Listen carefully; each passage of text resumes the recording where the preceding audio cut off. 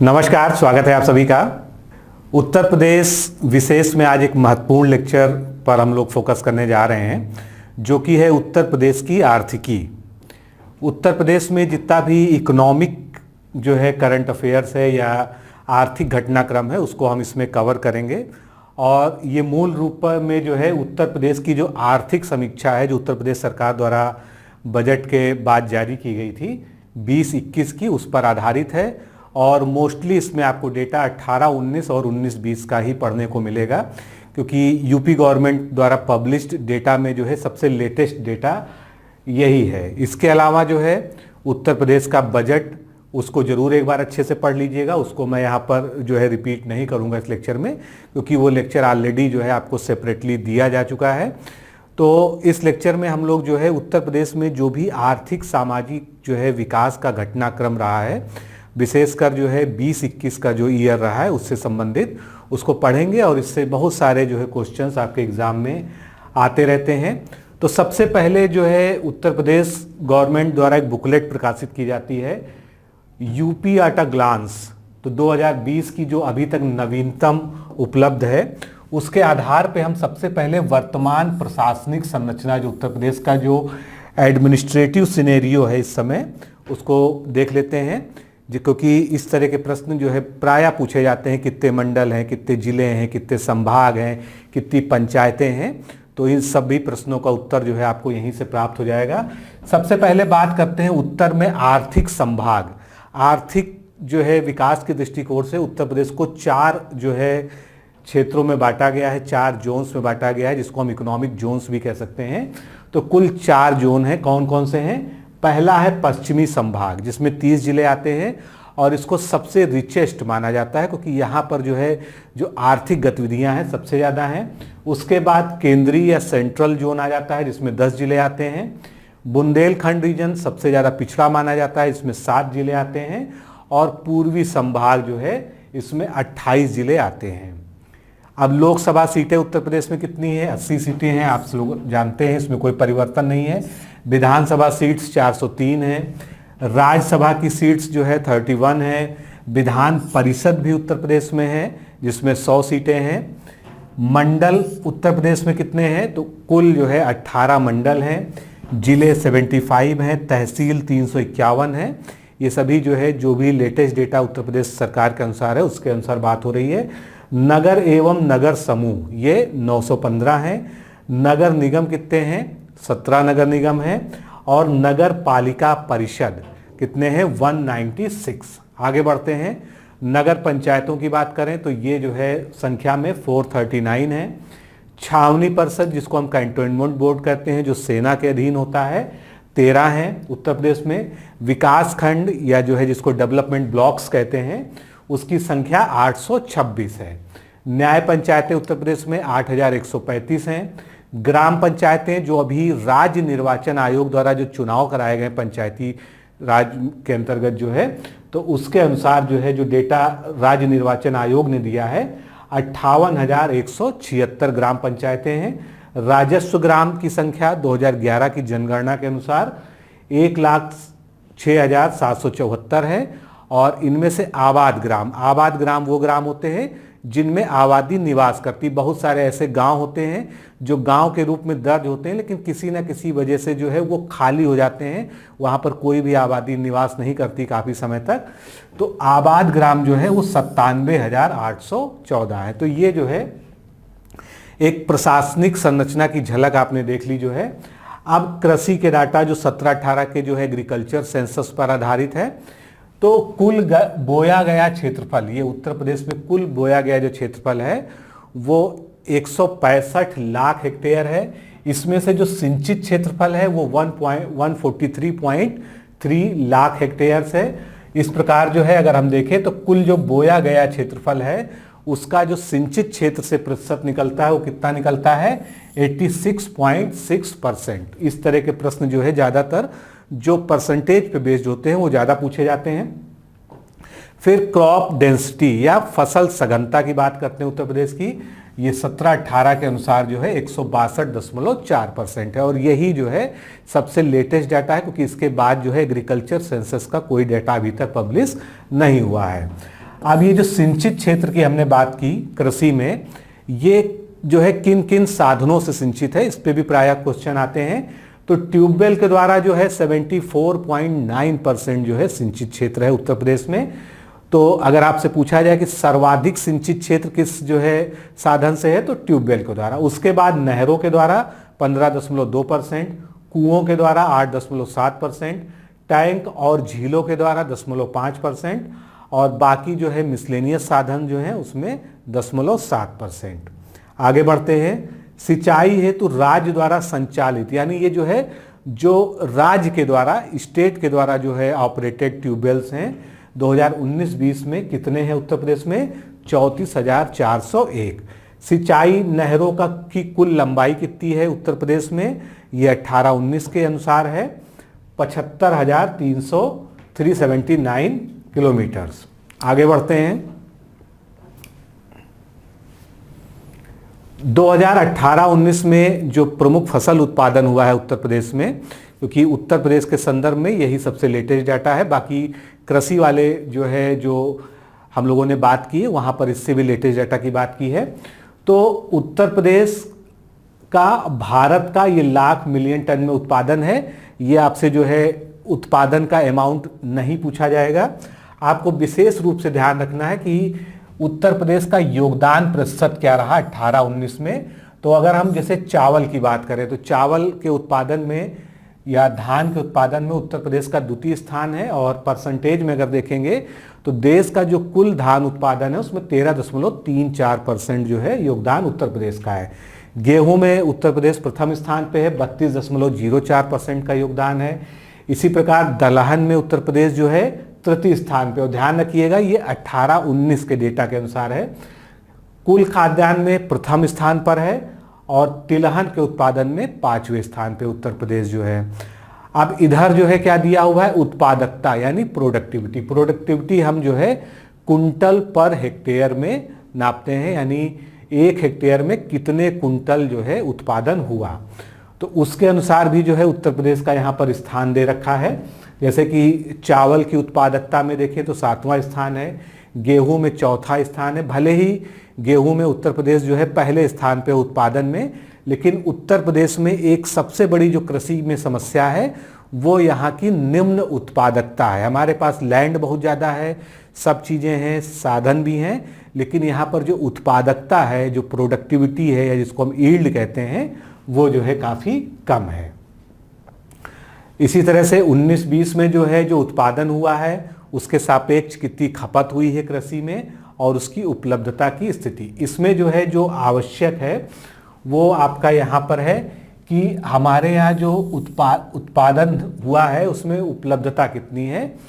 तो आवश्यक है इतना और उपलब्धता उसके सापेक्ष हमारे पास इतनी। जैसे चावल की अगर बात करें तो चावल जो है प्रति व्यक्ति पर कैपिटा अगर देखा जाए प्रतिदिन तो 133.99 ग्राम ये जो है प्रति व्यक्ति प्रतिदिन होना चाहिए एक मानक के अनुसार, और उसके सापेक्ष हमारे उत्तर प्रदेश में उपलब्धता कितनी है? 207.60 ग्राम। इसी तरह से सारी फसलों का यहाँ पर दिया हुआ है। तो आप अगर देखेंगे जो है तो हमारे यहाँ दालों की जो है उपलब्धता जो है बहुत ही कम है मानक के अनुसार जो है, बाकी चीज़ों में आप ज़्यादा ही देखेंगे। और उसके अलावा जो है जो तिलहन है, ये 2 चीज़ों में जो है उपलब्धता जो है कम है, बाकी में जो है हम जितो मानक है उससे अधिक जो है प्रति व्यक्ति उपलब्धता हमारे यहाँ पर है। आगे बढ़ते हैं। बैंकिंग सेक्टर का डेटा भी कुछ जो है आर्थिक समीक्षा में दिया गया है, जिस पर एक नज़र डाल लेते हैं। 2019-20 की अगर हम बात करें तो उत्तर प्रदेश में बैंक ऑफिसेज कितने हैं, बैंकों के कार्यालय, ये 17,539 हैं। और अगर प्रति व्यक्ति जमा की बात करें तो ये 50,737 रुपया जो है प्रति व्यक्ति जमा जो है बैंकिंग सिस्टम में उत्तर प्रदेश के नागरिकों का है। सहकारी क्षेत्र के बारे में देखते हैं 19-20 के डेटा के अनुसार। इसमें जो एपेक्स सोसाइटीज हैं वो कितनी है? 9 हैं। सहकारी संस्थाएं होती हैं उसमें एपेक्स सोसाइटी जो है जिनको शीर्ष संस्थाएं कहते हैं वो कुल 9 हैं। प्राथमिक कृषि ऋण समितियां ये हमारे जो है उत्तर प्रदेश में कितनी हैं? 7,479। इसके अलावा दूध संघ जो कि सहकारी क्षेत्र के हैं 8,049 इनकी संख्या है। बिजली के उत्पादन और उपभोग से संबंधित जो है कुछ डेटा देखते हैं जो 2019-20 के डेटा पर आधारित है।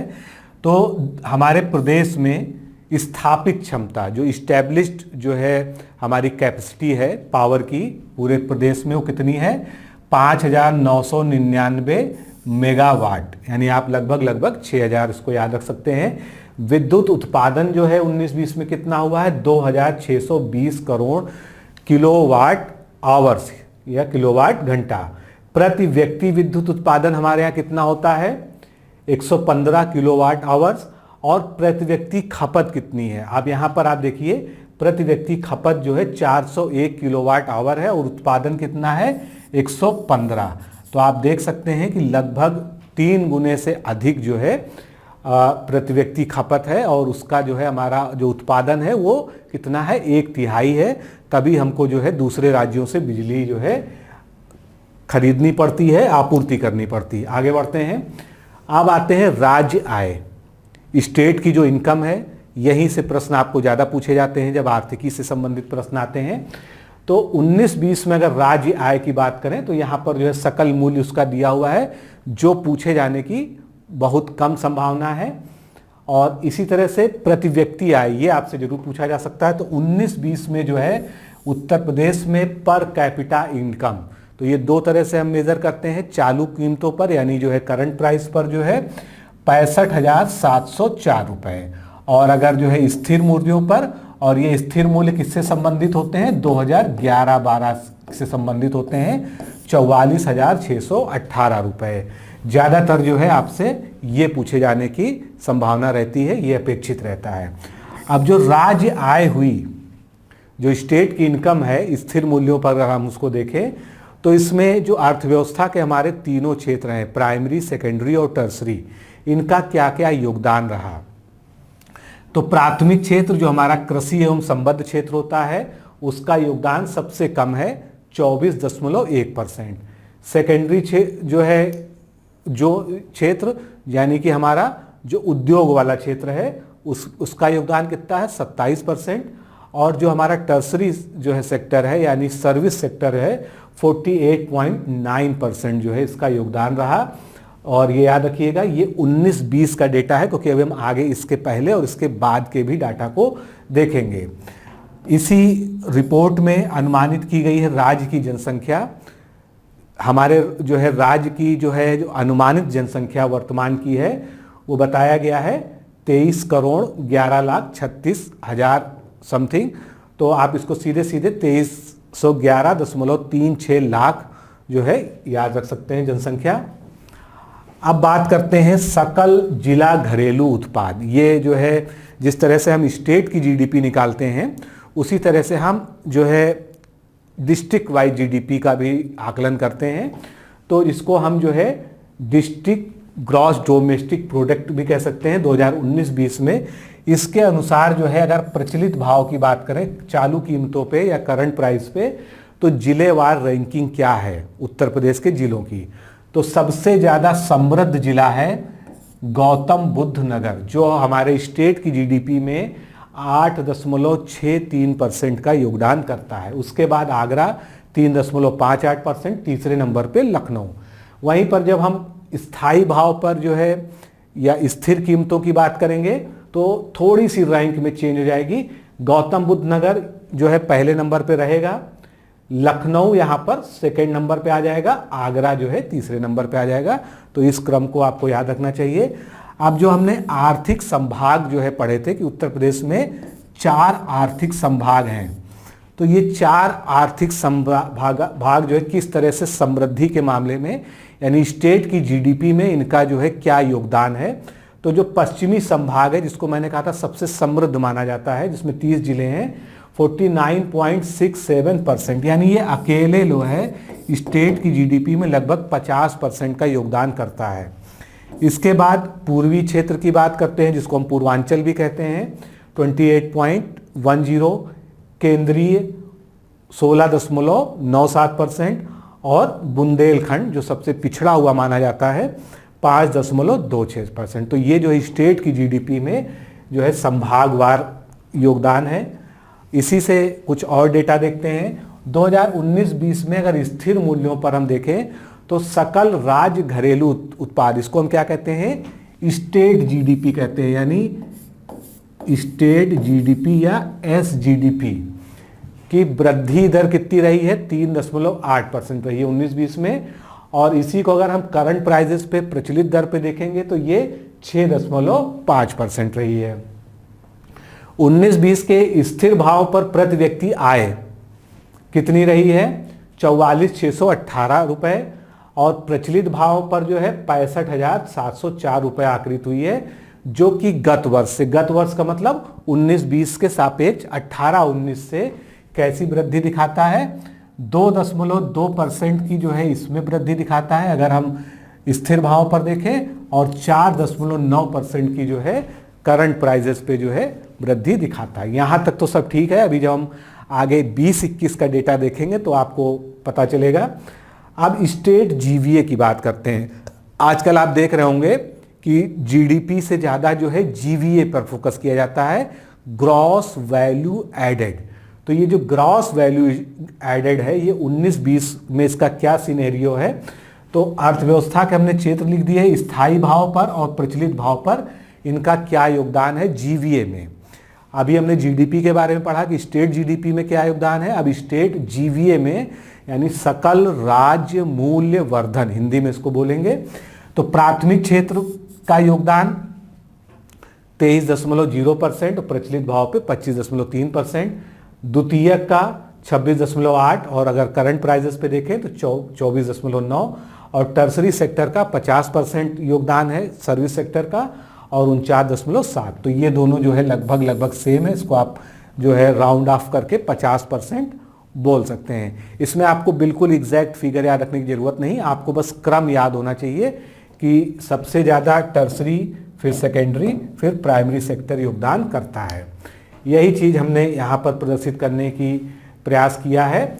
19-20 में जो है हम खंडवार देखेंगे कि जीएसवीए में क्या योगदान है। तो प्राथमिक क्षेत्र की अगर हम देखेंगे वृद्धि दर, अभी योगदान तो हमने देख लिया दोनों का, ये वही फिगर है जो हमने पीछे देखी। वृद्धि दर की अगर हम बात करेंगे तो प्राथमिक क्षेत्र की वृद्धि दर पॉजिटिव रही 1.9%। सेकेंडरी जो यानी उद्योग क्षेत्र है, क्योंकि ये पीरियड जो है कोरोना से प्रभावित भी था, तो माइनस में ये 0.5% है, और टर्सरी क्षेत्र में 7.7% की ग्रोथ आई। इसी तरह से करंट प्राइजेस में आप यहाँ पर ग्रोथ रेट देख सकते हैं। अब जो जीएसवीए है, सकल राज्य मूल्य वर्धन या स्टेट ग्रॉस वैल्यू एडेड, अब ये पूरी फिगर दी हुई है, 2012 से दिया हुआ है 2019-20 तक, पूरा आपको याद रखने की आवश्यकता नहीं है। सबसे पहले हम बात करते हैं स्थायी भाव पर। तो 19-20 में ये एब्सोल्यूट फिगर है जिसको आपको याद रखने की आवश्यकता नहीं है, आप केवल वृद्धि प्रतिशत याद रखिए कि जीएसवीए में कितना वृद्धि हुई है। 19-20 में कितनी हुई है, 4%। ये किस पे है, स्थायी भाव पे है। और अगर करंट प्राइजेस की बात करेंगे तो ये वृद्धि दर कितनी है, 6% है। ये जीएसवीए में योगदान नहीं है, यहाँ पर हम बात कर रहे हैं वृद्धि यानी परिवर्तन का प्रतिशत। यानी कि अगर आप देखेंगे इसको पिछले साल से कंपेयर करेंगे, ये हम जो है 19-20 का देख रहे हैं, तो 18-19 के सापेक्ष जो है ये आपको प्रगति यहाँ पर दिखा रहा है। अब वही डेटा है, लेकिन अब हम खंडवार देखेंगे। ये आपका कौन सा क्षेत्र है, प्राथमिक क्षेत्र यानी एग्रीकल्चर एंड एलाइड सेक्टर्स। 19-20 में ये तो जीएसवीए की एब्सोल्यूट फिगर हो गई, इसकी वृद्धि कितनी रही, 1.9%, और योगदान कितना रहा, यहाँ पर दोनों चीजें लिखी हैं, योगदान रहा 23% का। इसी तरह से सेकेंडरी या जो है उद्योग क्षेत्र को देखेंगे हम, तो ये ग्रोथ कैसी हुई, निगेटिव हुई है, 0.5% की निगेटिव ग्रोथ हुई है। और इसका जीवीए में योगदान कितना है, 26.8% है। फिर आ जाते हैं अपने टर्सरी क्षेत्र पे, जिसको हम सर्विस सेक्टर कहते हैं। तो सर्विस सेक्टर में जो है क्या आपको परिवर्तन दिख रहा है, वृद्धि दर सही रही, 7.7% की रही, और योगदान कितना रहा, 50.2% का लगभग योगदान रहा GSVA में। ये 19-20 का डेटा है। तो बस आपको जो है कितना जो है वृद्धि दर रही और कितना GSVA में योगदान रहा, ये आपके लिए जो है महत्वपूर्ण है। बहुत ज़्यादा आपको कंपैरेटिव याद रखने की आवश्यकता नहीं है। पर कैपिटा इनकम पे प्रायः प्रश्न आते हैं, तो पर कैपिटा इनकम एक बार अच्छे से फिर से समझ लीजिए। 19-20 को ही लेके चलेंगे, बहुत ज़्यादा पीछे के डेटे की चर्चा करने की आवश्यकता नहीं है। तो 19-20 में फिक्स प्राइस पे, स्थायी भाव पे 44,618 रुपये जो है प्रति व्यक्ति आय रही है उत्तर प्रदेश की। और ये जो है, जो इसमें वृद्धि का प्रतिशत है जो लास्ट फाइनेंशियल ईयर से कैलकुलेट किया जाता है, वो कितना रहा है? 2.2%। इसी तरह से प्रचलित कीमतों पर, या जिसको हम करंट प्राइस कहते हैं, 65,704 रुपये पर कैपिटा इनकम हो गई। और वृद्धि का प्रतिशत जो रहा जो है पर कैपिटा इनकम में 19-20 में वो 4.9%, या सीधा आप जो इसको 5% भी याद कर सकते हैं।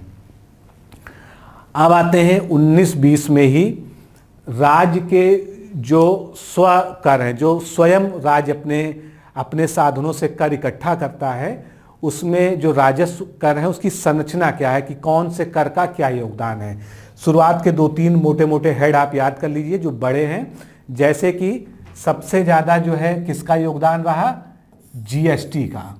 GST का कौन सा परसेंटेज है? ये GST दिया हुआ है, कितना है ये? 39.5%। यानी आप कह सकते हैं कि लगभग 40% जो है, जो राज्य का जो है रेवेन्यू है, वो राज्य जो अपने खुद उत्पादित करता है वो उसकी GST से है।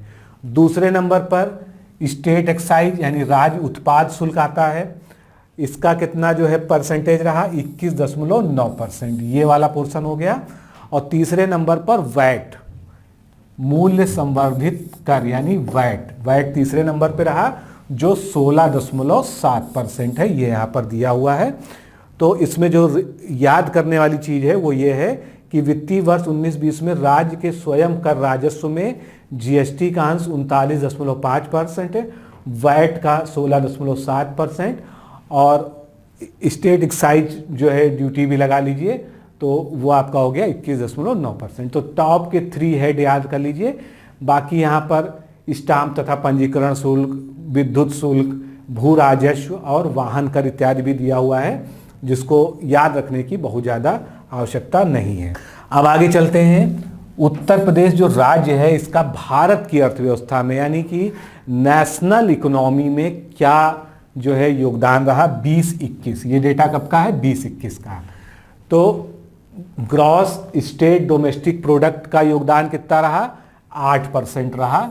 यानी कि भारत की जो GDP है उसमें उत्तर प्रदेश का योगदान 20-21 में 8% रहा।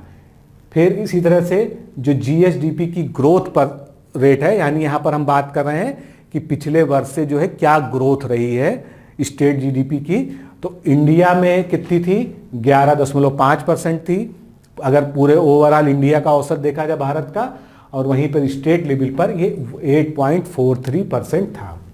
पर कैपिटा GSDP यानी कि प्रति व्यक्ति जो है GSDP, ये US डॉलर में दिया हुआ है 1016.56 US dollar.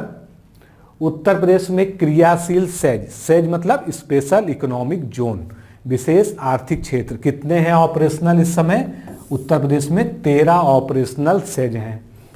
Cumulative FDI equity inflow from October to March 2021, October 2019 से मार्च 2021 में जो है जो FDI इक्विटी का इनफ्लो हुआ है यूपी में, वो कितना रहा है? 664.66 बिलियन US डॉलर। आगे बढ़ते हैं। करंट प्राइस पर 2020-21 में GSDP उत्तर प्रदेश की कितनी आकलित की गई है? ये कभी कभी पूछ लिया जाता है। तो 17.06 ट्रिलियन, या इसको अगर बिलियन डॉलर में बात करेंगे तो US डॉलर 234.96 बिलियन डॉलर। इसी तरह से यही फिगर हमारी स्थिर मूल्यों पर कितनी हो जाएगी? 15.12 ट्रिलियन हो जाएगी। 2020-21 में GSVA अगर आधार मूल्यों पे बात करें 20-21 के, तो ये कितना है, निगेटिव ग्रोथ हुई है 20-21 में -5.6% की। और यही अगर बाजार मूल्यों पर या जो है प्रचलित भाव पर या जो है करंट प्राइस बात करते हैं जो हम, तो वो भी निगेटिव ग्रोथ हुई है, नकारात्मक है -6.4%। यानी 20-21 में जो वृद्धि का प्रतिशत है वो निगेटिव रहा है। कारण आप लोग जानते हैं, ये जो है कोविड का जो है प्रकोप रहा है इकोनॉमी पे। आगे बढ़ते हैं। सकल राज्य मूल्य वर्धन, जिसको हम GSVA कहते हैं, 20-21 में अर्थव्यवस्था के क्षेत्रवार योगदान क्या कर रहा है। अब यहां पर ध्यान दीजिएगा, ये 20-21 का डेटा है, जो 20-21 का अग्रिम अनुमान है। तो प्राथमिक क्षेत्र में योगदान 27.46, द्वितीयक में 23.63 और तृतीयक क्षेत्र में 48.91%।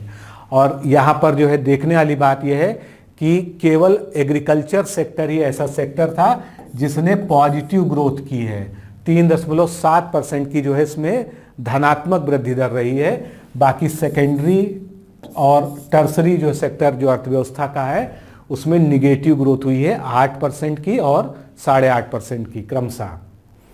अब 20-21 में आपसे कोई पूछ ले कि प्रचलित भाव पर जो है क्या पर कैपिटा इनकम है उत्तर प्रदेश की, तो ये हो जाएगी 65,431 रुपये।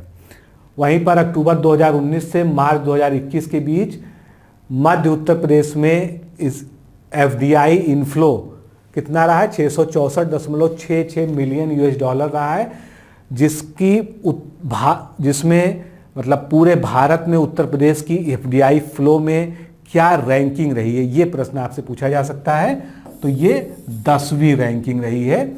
आपको जरूरी नहीं कि आप एब्सोल्यूट जो है मिलियन डॉलर्स में याद रखें कि कितना FDI फ्लो आया, लेकिन 10वीं रैंक रही पूरे उत्तर प्रदेश में। आगे बढ़ते हैं। 2019-20 में उत्तर प्रदेश का व्यापारिक निर्यात या एक्सपोर्ट कितना रहा है, 16.99 बिलियन US$ रहा है। अब इस निर्यात में शीर्ष मद कौन से रहे हैं, 2 शीर्ष मद बस याद रख लेते हैं। एक तो टेलीकॉम इंडस्ट्री, इसका योगदान 16% रहा है, और बफेलो मीट का जो है एक्सपोर्ट किया गया है जिसका योगदान 10.7% रहा है। 2020-21 में अप्रैल से जनवरी की हम बात कर रहे हैं, उत्तर प्रदेश का व्यापारिक निर्यात, कुल व्यापारिक निर्यात जो है कितना रहा है, 12.93 बिलियन US$। 19-20 में उत्तर प्रदेश का सबसे बड़ा निर्यात बाजार कौन सा रहा है, सबसे ज़्यादा निर्यात उत्तर प्रदेश ने किसको किया है, अमेरिका को 17%। उत्तर प्रदेश में जो टेली डेंसिटी है, यानी जो यहाँ पर टेलीफोन कनेक्शंस की जो है घनत्व है, वो फरवरी 2021 की रिपोर्ट के अनुसार 67.51% है। यानी यहाँ पर यूँ कह सकते हैं कि 67.51% लोगों के पास जो है टेलीफोन जैसी सुविधाएं हैं। अब कुछ और जो है इंडिकेटर्स हैं इकोनॉमी के, और उनमें कौन से जिले टॉप रैंक पे हैं, टॉप 3 और जो है लोएस्ट 3, इसको यहाँ पर देख लेते हैं। इस तरह के प्रश्न भी आजकल ट्रेंड में हैं। तो शुद्ध बोए गए क्षेत्र में शुद्ध सिंचित क्षेत्र का प्रतिशत 15-16 की जो है जो एग्रीकल्चर सेंसस है उसके अनुसार बुलंदशहर टॉप पर है, सेकंड नंबर पे हापुड़, तीसरे नंबर पे मेरठ, और लोएस्ट में अगर याद रखना है आपको तो महोबा, सोनभद्र और बलरामपुर। इसमें पहला शीर्ष क्रम ही जो है सबसे जरूरी है, जो बुलंदशहर आप याद रखिए, और लोएस्ट वाला महोबा। फिर सकल सिंचित क्षेत्रफल जो है उसका सकल बोए गए क्षेत्रफल से प्रतिशत 2015-16 के अनुसार ये भी बुलंदशहर में सर्वाधिक है और महोबा में जो है ये न्यूनतम है। कुल मुख्य कामगार जो हैं उनमें से कृषि श्रमिक जो है एग्रीकल्चरल लेबर का परसेंटेज जो है, ये रिसेंट डेटा है 2021 का, तो सबसे ज़्यादा जो है कहाँ पर है, कृषि श्रमिक जो है कौशाम्बी में, और सबसे कम कहाँ पर है, गौतम बुद्ध नगर, क्योंकि गौतम बुद्ध नगर जो है क्या है, एक डेवलप्ड जो है शहर माना जाता है। वाणिज्यिक फसलों के अंतर्गत क्षेत्रफल का सकल बोए गए क्षेत्रफल में से प्रतिशत ये 17-18 का है कॉमर्शियल क्रॉप्स का। इसमें टॉप पे मुजफ्फरनगर और लोएस्ट है अमेठी। आगे बढ़ते हैं। प्रति व्यक्ति खाद्यान्न उत्पादन 17-18 में सबसे ज़्यादा कहाँ पर हुआ है? एटा में हुआ है, और सबसे कम कहाँ हुआ है? गाजियाबाद में हुआ है।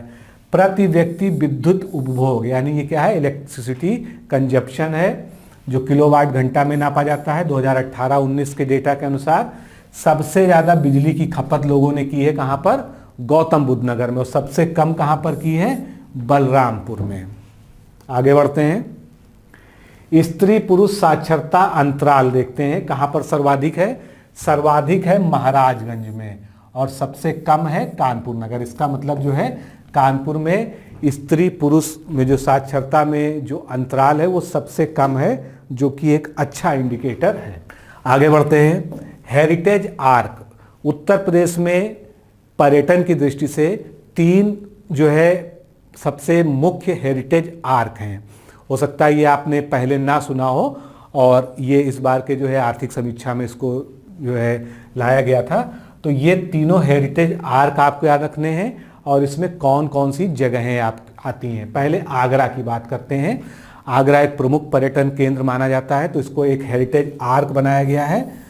और इस आर्क में क्या क्या आता है? आगरा तो आता ही है, फतेहपुर सीकरी, चंबल सेंचुरी, बरसाना, बटेश्वर, इटावा की जो लॉयन सफारी है, गोकुल, नंदगांव, मथुरा और वृंदावन। आर्क का मतलब ये है कि अगर कोई बाहर से आता है या पर्यटन की दृष्टि से यहाँ पर विजिट करने आता है, तो अगर वो आगरा आर्क में प्रवेश करता है, आगरा में जाता है, तो उसको ये बताया जाएगा कि आगरा और उसके आसपास जो है ये इतनी सारी जगह हैं जो आपको प्रमुख रूप से घूमनी चाहिए, जो महत्वपूर्ण है पर्यटन की दृष्टि से। इसी तरह से दूसरा आर्क है हमारा लखनऊ। लखनऊ में लखनऊ राजधानी स्वयं, उसके बाद अयोध्या, बिठूर, देवा शरीफ, दुधवा, करतनिया घाट वन्यजीव विहार, नैमिषारण्य, नवाबगंज पक्षी अभयारण्य, जो कहाँ पर है? उन्नाव में है। तीसरा आर्क हमारा जो है वाराणसी है। इसमें वाराणसी हो गया, सारनाथ हो गया, विंध्याचल, सोनभद्र, चुनार, कुशीनगर, कपिलवस्तु और श्रावस्ती। तो ये जो है हेरिटेज आर्क हैं। इसको आप ध्यान रखिएगा कि कौन कौन से हेरिटेज आर्क हैं। अब जो है कुछ समसामयिक घटनाक्रम पर नज़र डाल लेते हैं। वैसे हम हर मंथ की जो है करंट अफेयर्स यूपी का उस सेगमेंट में कवर करते हैं, लेकिन कुछ जो है जो बहुत रीसेंट है और इकोनॉमिक दृष्टिकोण से महत्वपूर्ण है उसको हम यहाँ पर देखेंगे। तो जो राजकोषीय घाटा का जीएसडीपी से अगर प्रतिशत वर्ष 15-16 में कितना था? 2.63% था, और 18-19 में घटकर कितना हो गया है? 2.38%। उत्तर प्रदेश सरकार द्वारा जो करंट फाइनेंशियल ईयर है 21-22 इसमें अभी रिसेंटली 18 अगस्त 21 को जो है अनुपूरक बजट, सप्लीमेंट्री बजट प्रस्तुत किया गया था। ये पहला सप्लीमेंट्री बजट था जिसका आपसे पूछा जा सकता है कि इसका आकार कितना है, इसका साइज कितना है। तो आपको बताना है 7,301.52 करोड़ रुपए है। और जो आम बजट 21-22 का प्रस्तुत हुआ था फरवरी में, उसका ये कितना परसेंट है? 1.33% है। अभी रिसेंटली उज्ज्वला योजना 2.0 का शुभारंभ हुआ है। उत्तर प्रदेश के किस डिस्ट्रिक्ट से हुआ है? महोबा से हुआ है। जल शक्ति मंत्रालय द्वारा जल जीवन मिशन के अंतर्गत उत्तर प्रदेश की वित्तीय वर्ष 21-22 के लिए धनराशि आवंटित की गई है। कितनी? 2400 करोड़ रुपए। फिर वित्त मंत्रालय भारत सरकार के द्वारा शहरी निकायों को अनुदान प्रदान करने के लिए उत्तर प्रदेश को आवंटित बजट कितना है? 494 करोड़ रुपए। वित्तीय वर्ष 16-17 में उत्तर प्रदेश का जो कुल निर्यात था, ये फिगर है जो याद रखने की आवश्यकता नहीं है। इसके सापेक्ष जो 21-22 में कुल निर्यात हुआ है वो भी फिगर दी हुई है। हमको बस याद रखना है कि 16-17 के सापेक्ष 21-22 में कितनी वृद्धि हो चुकी है उत्तर प्रदेश में निर्यात में? 38%, क्योंकि यूपी गवर्नमेंट जो है इसी आंकड़े पर जो है इस समय बहुत फोकस कर रही है और ये बहुत ज़्यादा चर्चा में है। उत्तर प्रदेश का पहला मेडिकल डिवाइस पार्क जो है कहाँ पर है? नोएडा में प्रस्तावित है। और एक और खास बात, कुल पूरे देश में 4 मेडिकल डिवाइस पार्क बन रहे हैं, जिसमें से एक उत्तर प्रदेश में नोएडा में है। जेम पोर्टल आप जानते हैं, गवर्नमेंट ई मार्केट प्लस। इस पे क्या होता है? सरकारी संस्थानों द्वारा खरीद की जाती है सामान की। तो 4.5 साल में सबसे ज़्यादा जो है जेम पोर्टल पर खरीदारी की है उत्तर प्रदेश ने, टॉप का बायर स्टेट है और वो कुल 4.5 साल में कितनी खरीदारी की है? 8,940 करोड़ रुपए की खरीदारी की है। उत्तर प्रदेश में कुल राशन कार्ड कितने हैं? ये संख्या आपके सामने दी है 3,60,12,758, जिसको याद रखने की आवश्यकता नहीं है। आपको ये याद रखना है कि जितने भी राशन कार्ड हैं उसमें से 99.79% राशन कार्डों को आधार से उत्तर प्रदेश ने लिंक कर दिया है और ऐसा करने वाला उत्तर प्रदेश पहला राज्य है। बाकी उत्तर प्रदेश सरकार को 4.5 साल पूरे हो चुके हैं, तो उसके उपलक्ष्य में एक महोत्सव मनाया जा रहा है जिसका नाम है विकास महोत्सव। आप रोजाना जो है पेपर में एडवर्टीजमेंट्स देख रहे होंगे, फेसबुक पे, गवर्नमेंट के जितने भी पोर्टल्स हैं सभी पर, जिसमें सरकार अपने कामकाज की उपलब्धियां गिना रही है। तो हमको सरकार के उपलब्धियों से कोई बहुत बड़ा मतलब नहीं, हमको मतलब ये है कि इनमें से हमारी परीक्षा में क्या पूछा जा सकता है, बस हम उसकी बात करने जा रहे हैं। तो उत्तर प्रदेश में कितने एयरपोर्ट हैं? 8 ऑपरेशनल जो संचालित हो चुके हैं। लखनऊ, वाराणसी व कुशीनगर ये 3 ऐसे हैं जो इंटरनेशनल एयरपोर्ट है संचालित। उसके अलावा नोएडा में अंतर्राष्ट्रीय ग्रीनफील्ड एयरपोर्ट और अयोध्या में मर्यादा पुरुषोत्तम श्री राम हवाई अड्डे का विकास चल रहा है। 13 एयरपोर्ट और 1 हवाई पट्टी का कार्य प्रगति पर है, लेकिन इनमें से 8 एयरपोर्ट जो है अभी ऑपरेशनल है। आगे बढ़ते हैं। स्मार्ट सिटी मिशन के अंतर्गत लखनऊ, कानपुर, प्रयागराज, वाराणसी, आगरा, सहारनपुर, बरेली, झांसी, मुरादाबाद, अलीगढ़, कितने जिले हुए? 10। इनमें 20,000 करोड़ रुपए की स्मार्ट सिटी योजनाओं का क्रियान्वयन हो रहा है। नमामि गंगा परियोजना के अंतर्गत 21 परियोजनाएं पूर्ण हो चुकी हैं और 24 अन्य पे काम चल रहा है। सभी 75 जनपद उत्तर प्रदेश के ओपन डेफिकेशन फ्री यानी खुले में शौच से मुक्त घोषित किए जा चुके हैं। आगे बढ़ते हैं। प्रधानमंत्री आवास योजना में बड़ी सफलता मिली है। अभी इसका भी जो है काफ़ी राष्ट्रीय स्तर पर प्रचार प्रसार रहा। 42 लाख से अधिक आवासों का उत्तर प्रदेश ने निर्माण किया है। मुख्यमंत्री आवास योजना जो ग्रामीण वाली है उसमें 90,255 आवासों का निर्माण किया गया है और विरासत अभियान के अंतर्गत जमीन से जुड़े 13.52 लाख से अधिक मामलों का उत्तर प्रदेश ने निस्तारण किया है। ये सभी जो है एक तरह के उत्तर प्रदेश के रिकॉर्ड हैं जो है देश में। 46 लाख किसानों के 36,000 करोड़ रुपए का जो है कृषि ऋण या बकाया माफ कर दिया गया है। 1.43 लाख करोड़ रुपए गन्ना मूल्य का रिकॉर्ड भुगतान किया गया है और 424.30 लाख मीट्रिक टन चीनी का रिकॉर्ड उत्पादन उत्तर प्रदेश ने किया है। कनेक्टिविटी की बात करें तो 5 इंटरनेशनल एयरपोर्ट की प्लानिंग चल रही है जिसमें 3 चल ही रहे हैं। 8 एयरपोर्ट संचालित हैं, 13 अन्य एयरपोर्ट और 7 हवाई पट्टियों का विकास हो रहा है। 341 किलोमीटर लंबे पूर्वांचल एक्सप्रेस का निर्माण कार्य चल रहा है। 297 किलोमीटर लंबे बुंदेलखंड एक्सप्रेसवे का निर्माण कार्य प्रगति पे है और 10 शहरों में उत्तर प्रदेश के मेट्रो रेल परियोजनाएं चल रही हैं। इंडिया स्मार्ट सिटीज अवार्ड 2020 में उत्तर प्रदेश को प्रथम पुरस्कार मिला है। और कहाँ उत्तर प्रदेश फर्स्ट है? प्रधानमंत्री आवास योजना में लाभ देने के मामले में फर्स्ट है। MSME उद्योगों की स्थापना में अग्रणी है। नारी सुरक्षा को लेके बालिकाओं को स्नातक स्तर तक की निःशुल्क शिक्षा दी जा रही है। बेटी बचाओ बेटी पढ़ाओ योजना में 1.80 करोड़ बेटियों को लाभान्वित किया गया है। 1.67 करोड़ मातृशक्ति को उज्ज्वला योजना में मुफ्त गैस कनेक्शन दिए गए हैं और जो मुख्यमंत्री कन्या सुमंगला योजना चल रही है उसमें अब तक 9.36 लाख बेटियों को जो है योजना का लाभ दिया गया है। आगे बढ़ते हैं। किस किस मामले में और प्रथम है? स्वच्छ भारत मिशन में शौचालय के निर्माण में उत्तर प्रदेश प्रथम है। सौभाग्य योजना में विद्युत कनेक्शन देने में उत्तर प्रदेश प्रथम है पूरे देश में। गन्ना, गेहूं, आलू, हरी मटर, आम, आंवला व दुग्ध उत्पादन में उत्तर प्रदेश जो है टॉप पर है। तो दोस्तों इस तरह से कुछ जो आर्थिक और सामाजिक प्रगति के हम इंडिकेटर्स थे, बहुत सारे जो है डेटा थे, हमने देखे इस लेक्चर में और इनमें से जो है क्वेश्चंस आने की संभावना प्रबल है, इसलिए इस लेक्चर को अच्छे से जो है रिकॉल कर लीजिएगा एग्ज़ाम के पहले एक बार जो है। और उत्तर प्रदेश का बजट जरूर पढ़ लीजिएगा। मैंने उन चीज़ों को जानबूझ के यहाँ पर रिपीट नहीं किया है। तो उत्तर प्रदेश का बजट बहुत ज़्यादा महत्वपूर्ण है, उसमें कौन कौन सी योजनाएं स्टार्ट की गई हैं, सब कुछ जो है आप एक बार देख लीजिएगा। तो आज के लिए इतना ही। नमस्कार, धन्यवाद।